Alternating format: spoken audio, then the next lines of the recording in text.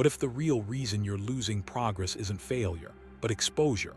Not lack of effort, not bad luck, not even your mistakes, but something far more subtle, telling the wrong people too much about your life. It sounds harmless at first. After all, sharing is something we've been taught to value.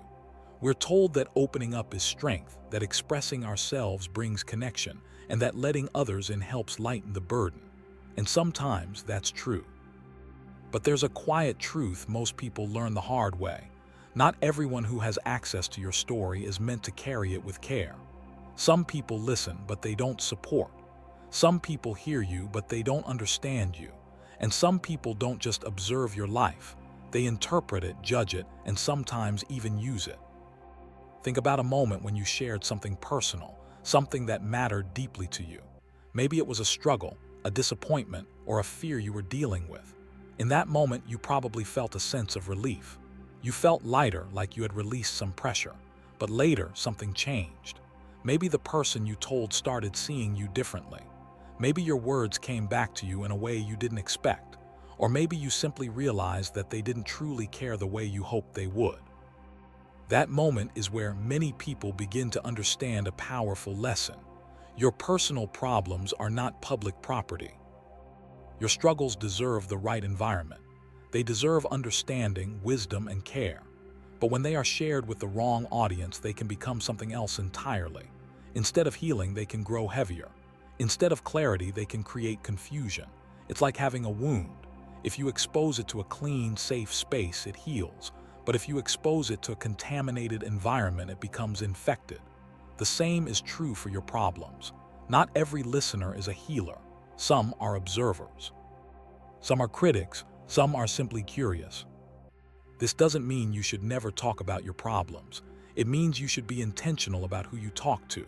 Before you open up, pause and ask yourself a simple question. Has this person earned the right to hear this? Not everyone has. Trust is not built on how long you've known someone or how often you talk to them. It's built on how they handle what you've shared before. Do they respect your privacy? Do they respond with understanding, or do they dismiss your feelings? Do they offer support, or do they quietly judge? A practical way to apply this in your life is to create a small circle of trust, one or two people who have consistently shown that they can handle your truth with care. These are the people you can speak to when things get heavy. Everyone else doesn't need access to your inner struggles. You can still be kind, still be open in general conversations, but you don't need to reveal everything. There is strength in knowing what to keep private. Take a moment to reflect. Who in your life truly listens to understand, not just to respond? Who has proven that they can hold your vulnerability without turning it into gossip, judgment, or advice that doesn't align with your growth? Identifying these people can protect your peace more than you realize. Now, let's move to the second thing you must never share too freely. Your relationship matters. Relationships are delicate. Whether it's a romantic partner, a close friendship, or even family, what happens between two people is often layered, complex, and deeply personal. But one of the most common mistakes people make is inviting too many voices into that private space. It usually starts innocently. You have a disagreement with your partner and you want to talk to someone about it. You need advice, or maybe you just need to vent. So you share the details with a friend or a group of friends. They listen, they react, they give opinions, and in that moment it feels helpful. But here's what often happens next. You and your partner resolve the issue. You talk it out, you understand each other better, and you move forward. But the people you told, they don't move on the same way you do. They remember the details you shared. They hold on to the version of your partner that you described in a moment of frustration. They may not say it directly, but it shapes how they see your relationship from that point on. This creates a hidden tension. You're trying to rebuild and strengthen your relationship, but there are outside perspectives quietly influencing it. It's like trying to repair a crack while others keep pulling it apart. What could have been a private issue, resolved with understanding and growth, becomes something bigger, something harder to fix. Another layer to this is how external opinions can cloud your own judgment. When too many people are involved, their voices start to mix with your own thoughts. You may begin to question your decisions, not because they're wrong, but because they don't align with what others think you should do. Over time, this can weaken the bond between you and your partner because your relationship is no longer guided by mutual understanding. It's influenced by external noise. Protecting your relationship doesn't mean isolating yourself or refusing all advice. It means being selective. It means understanding that not every issue needs to be shared, and not every opinion needs to be heard.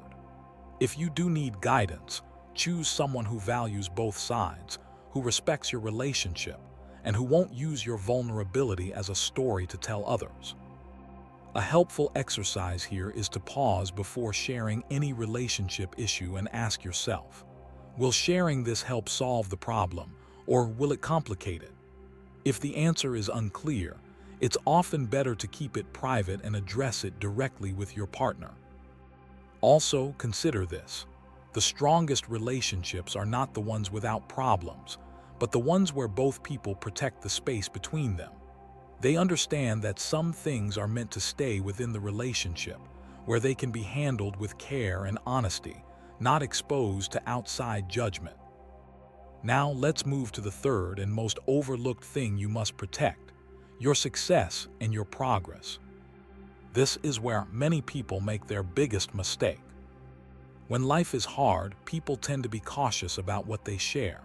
But when things start going well, when progress becomes visible, when goals are being achieved, that's when the urge to share becomes strongest.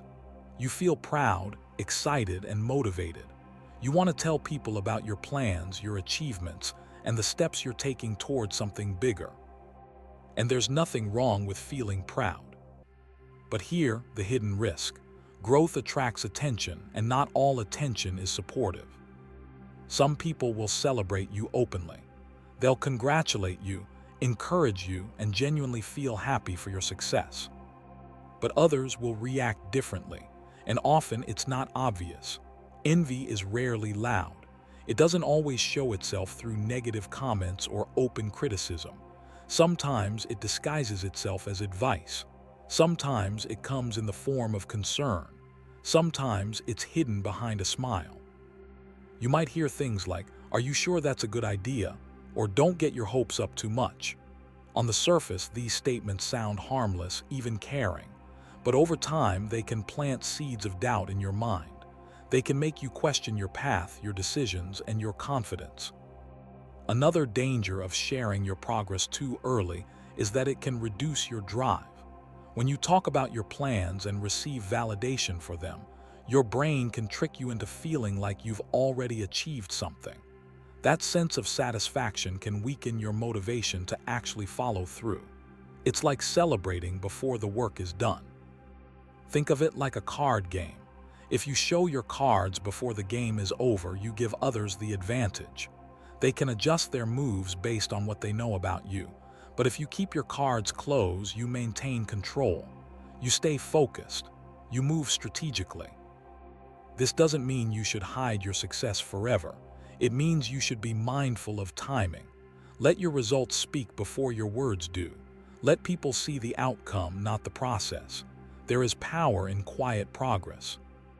A practical approach here is to separate your journey into two phases: the building phase and the sharing phase. During the building phase, you focus, work, and grow without broadcasting every step. During the sharing phase, once you've achieved something meaningful, you can choose to share it from a place of completion, not anticipation. Take a moment to reflect again. Have you ever shared a goal or plan too early, only to lose momentum later? Or noticed a shift in how people responded to you after you started progressing? These experiences are not random. They are reminders that your growth needs protection. In the end, the truth is simple but powerful.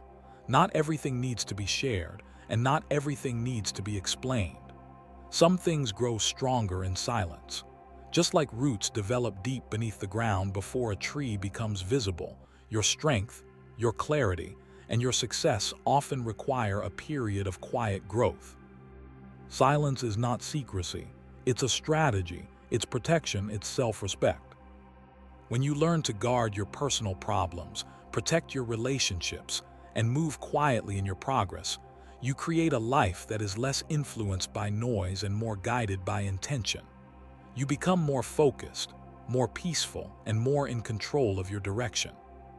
So as you move forward, be mindful of what you share, who you share it with, and why you're sharing it in the first place. Not everyone needs access to every part of your life, and that's not selfish, it's wise. If you're choosing to protect your peace, your relationships, and your progress, then you already understand something many people overlook. Privacy is power.